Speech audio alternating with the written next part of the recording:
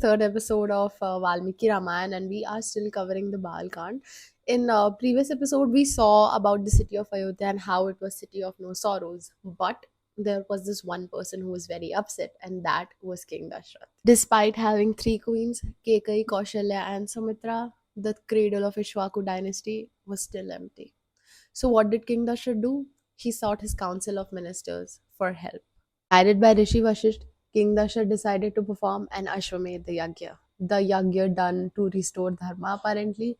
But wait, doesn't Ashwamedh Yagya means killing of a horse?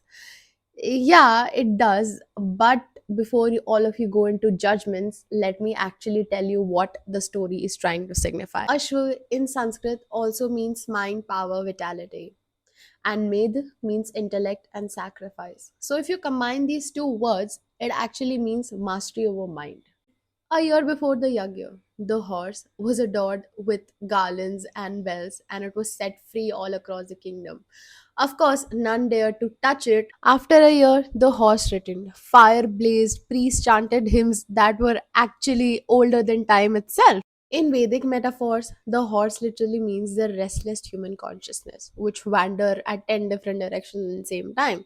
And by setting it across the kingdom, it actually meant that we are testing our own boundaries, our own discipline, our own control.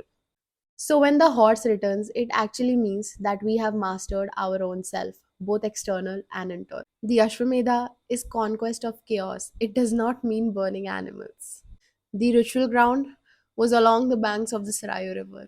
It was adorned with silver, it was adorned with gold, silk, great scholars were invited. Basically, Dashrath constructed a mini city with 24 hours food services, with dancers, with singers, every entertainment you can ever have. But does that actually look like a Yagya setup?